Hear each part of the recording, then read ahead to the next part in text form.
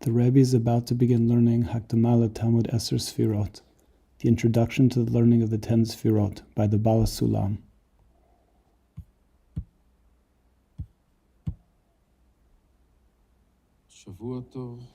Good week to everybody.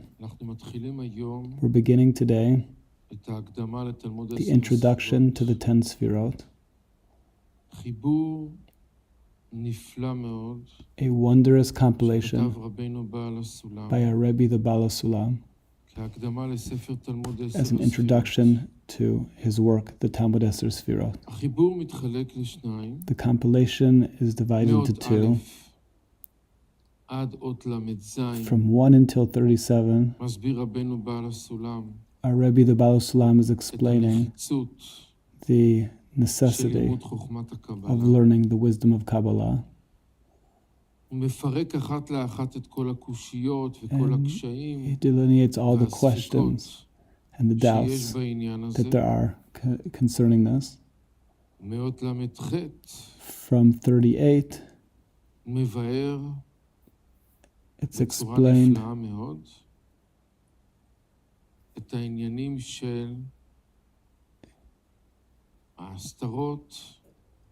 it's explained in a wondrous way the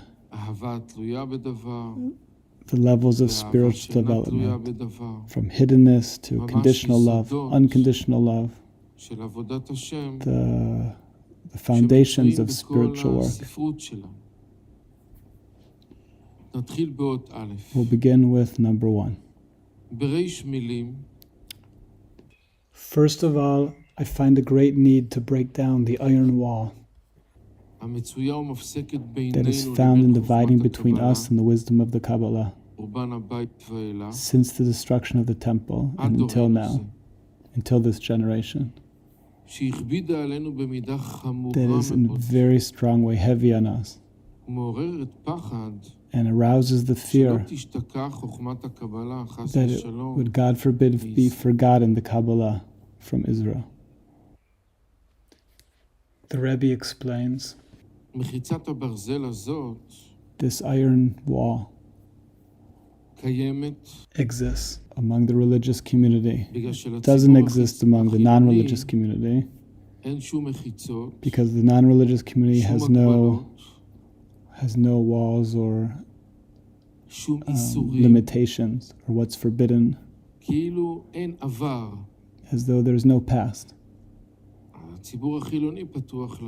The non-religious community is open to everything. But the religious community, and specifically the ultra-Orthodox, that have instructions and what's forbidden and limitations from the past,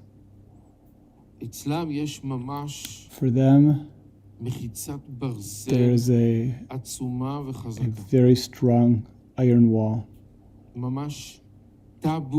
It is completely taboo. That is very heavy on us in a strong way. Meaning that it's very, very heavy and problematic. This wall between us and the Kabbalah. What's the reason? Why is this heavy on us? What's the difference between us and generations in the past?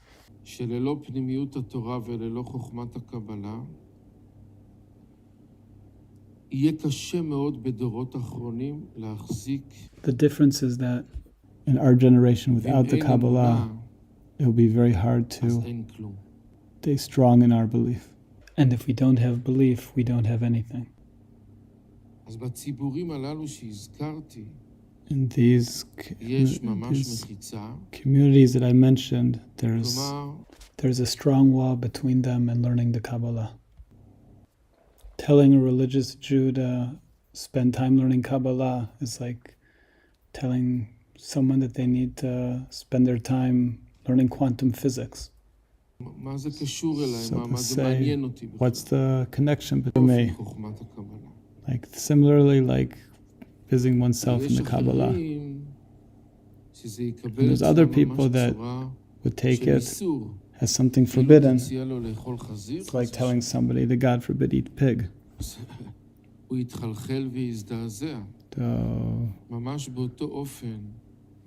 Be shocked in a similar way. A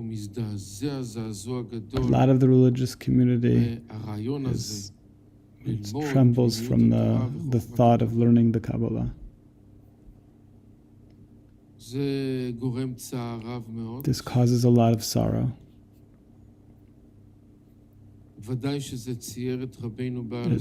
It obviously gave sorrow to the Bala Sulam, and it gives sorrow to us. Because the generation is sick. And we have here a remedy, a cure. We want to give the cure to the generation, to save the generation.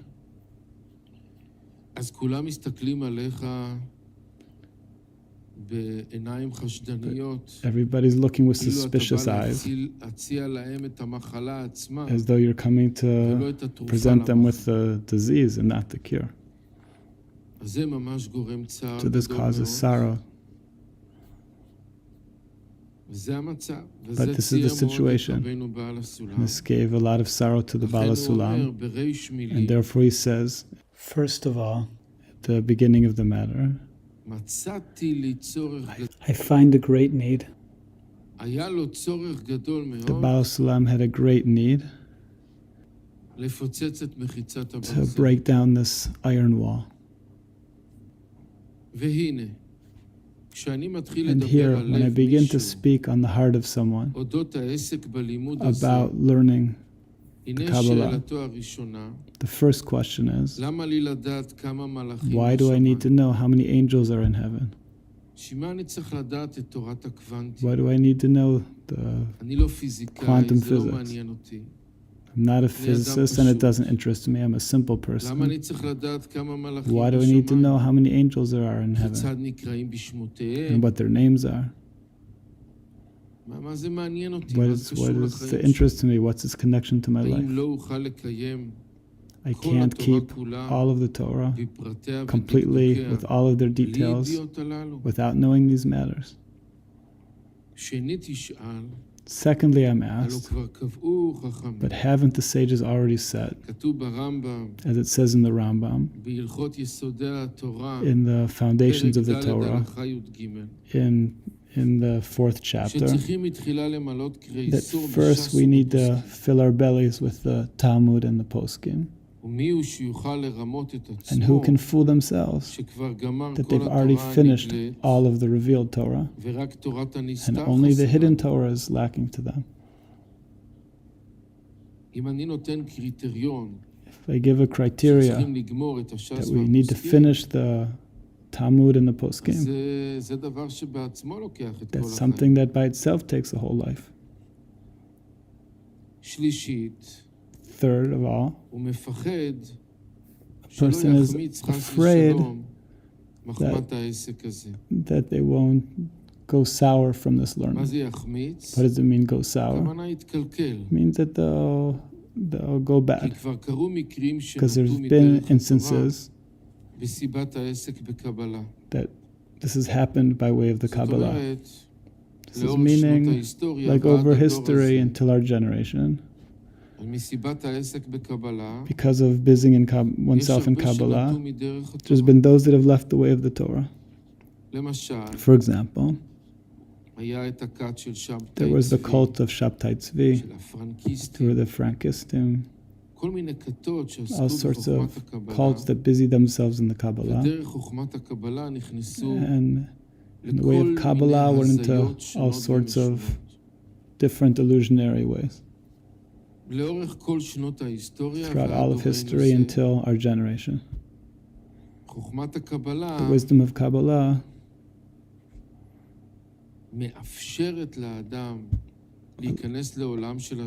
allows a person to go into imaginary ways and to and to go against the ways of the Torah, or to not give importance to the ways of Torah. So these are known matters.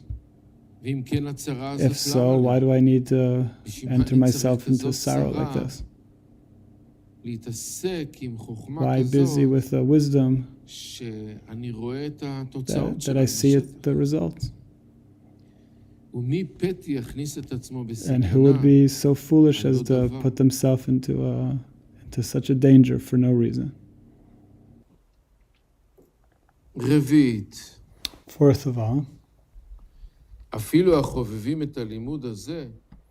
even those that this learning is beloved to them of the Kabbalah, they only allow it for very holy people. It's not for everybody to learn.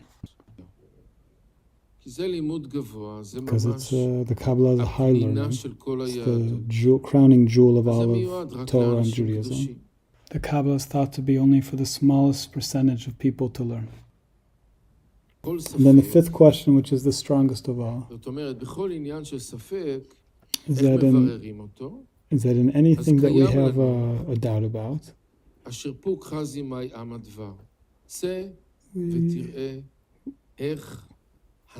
we go out and see what the normal, what's the commonly accepted way.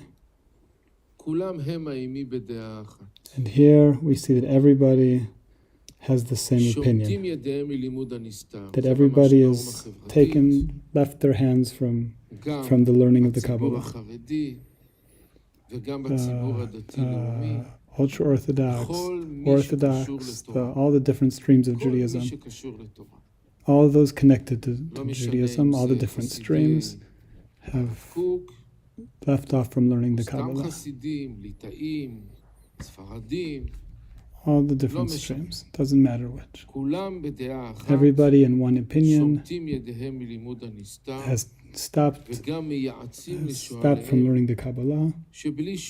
And if anybody asked, they would say that without any doubt, it is much more worthwhile to learn a page of Gemara than to learn the wisdom of the Kabbalah.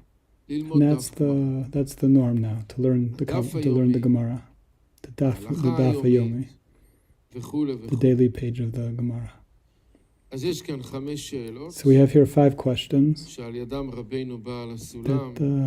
our Rebbe, the Baal Sulam, is developing, all the problems and doubts and hardships that people have with the subject of learning the Kabbalah. And in the continuation, here the Baal Sulam will answer all of these questions. Now, if you ask me, he's going to give true answers to all of these questions. So why is there still this iron wall between us and the Kabbalah? That's separating between us and the Kabbalah. Because the Rebbe, the Baal Sulam, has already answered these questions. So there's a few answers to this. The known answer is that you can bring the horse to the water, but you can't make the horse drink. That is to say,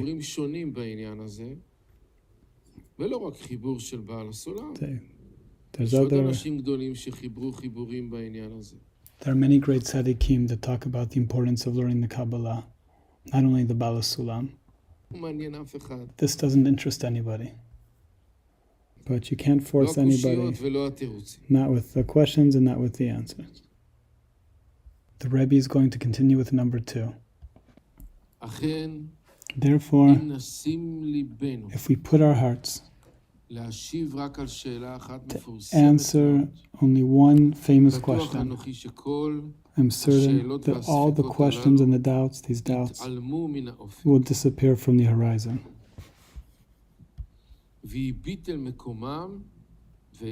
And they will disappear from their place, not be there anymore, the question. And This is the question, hard question, that is burning, that has been asked from all people of the earth, from all of humanity. Not only a question that applies to people who are religious, but a question that applies to all of humanity. What is the meaning of our life? Meaning, for these few years that we're here,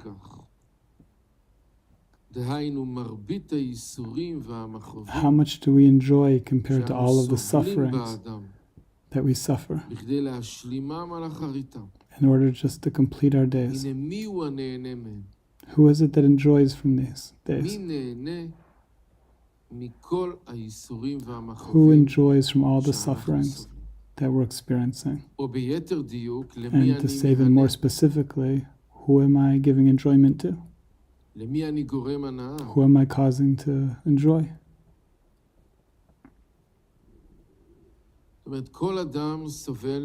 Meaning every person suffers.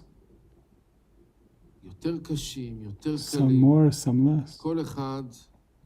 Everyone with their own particular package. So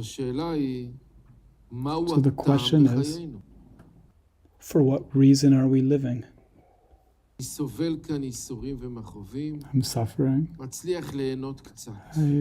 succeed in enjoying a little. Why was I brought to the world? For what? After 70, 80, 90 years, when a person leaves the world, what do we leave with? What attainment? What is the meaning of our life? What do we gain from being here? Why suffer? Why so much suffering? What's the point here?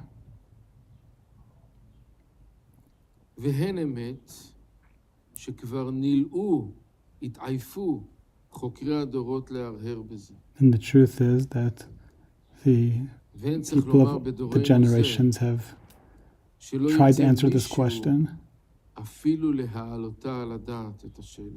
and try to get the question out of their mind because they're tired of it, because there's no answer.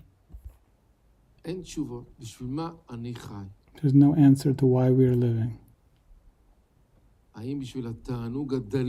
For the small pleasure that we find here and there, for this we're living? And if there really is a God, so what did God make here? Life that's full of suffering. Who's this good for? For us, for God. If someone doesn't believe in God, so there's nothing to ask. This is the situation. Take it or leave it.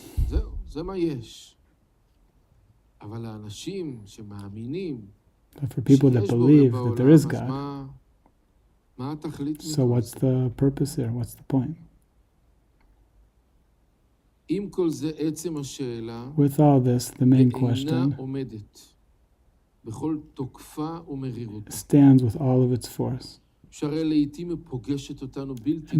And times it comes to us when we're not thinking about it. It comes like a guest that wasn't invited, and it burns in our minds and brings us to the ground. Why does it bring us down? Because we don't have answers.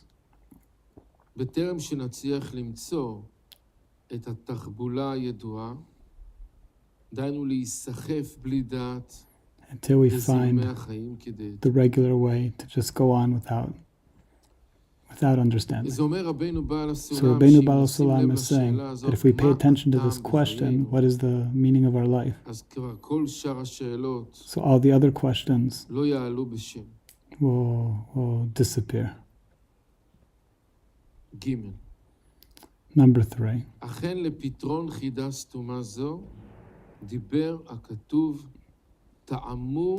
So in answer to this question, it's written, taste and see זאת אומרת, that God is good. יש כאן בעולם הזה There is in this world אפשרות a possibility של צורת חיים אחרת. of a way of בלי living differently מכאובים ובלי סבל. without the suffering. How? קשר עם הבורא. Connection with God. מי שיש לו Someone קשר עם who has הבורא, connection with God אז הוא מרגיש טוב. feels good, הוא שמח. is happy. הוא נהנה מהחיים. enjoys from life. כאמור, ראו, Taste and see. תטעמו.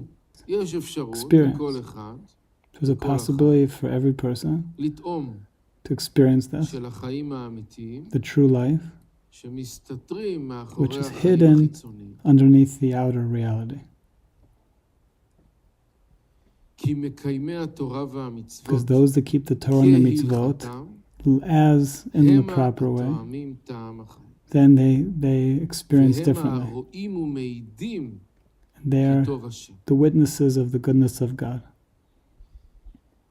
אז יש דרך בעולם הזה So להינצל there is a way in this מהסבל world to be והכאב, saved from the suffering ולחיות חיים נעימים וטעימים. and to live an enjoyable life. How? By keeping the Torah and the mitzvot in the proper way. מה זה כהלכתם? But what does it mean in their proper way? א', Kilchatam. First of all, כפשוטו, in its simple meaning, כלומר, לקיים את כל meaning ההלכות, to keep all of the spiritual כל laws, המצוות, עשה ולא תעשה, all of the things that are to לקיים do אותם. and not to do, to keep them. זה דבר ראשון. That's the first thing. בלי שום רפורמות, Without any ובלי reforms. שום התחכמויות. ב', Second of all, מקיימי התורה to והמצוות keep the Torah and the mitzvot, the Torah and the spiritual practice of Torah, from its inner aspect, not just from the outer aspect. כלומר, Meaning, על מנת להגיע in order to arrive לאמונה בהשם at belief in God ולהשתוות הצורית, and aligning our character to God in our minds and in our heart. השתוות הצורה בלב, Aligning our character in our hearts means attaining a state of giving, and aligning our character in our minds means attaining a state of believing. כהלכתם And we באופן keep the Torah and the mitzvot אז לאט לאט מתחילים in order to לטעום attain this, which is את kilchatam. הטעם האמיתי Then we come to של experience החיים the האמיתיים. true feeling of כאמור, life, ראו כי טוב השם. which is hinted to in the verse, כמו שאמרו taste and see that חכמים, God is good.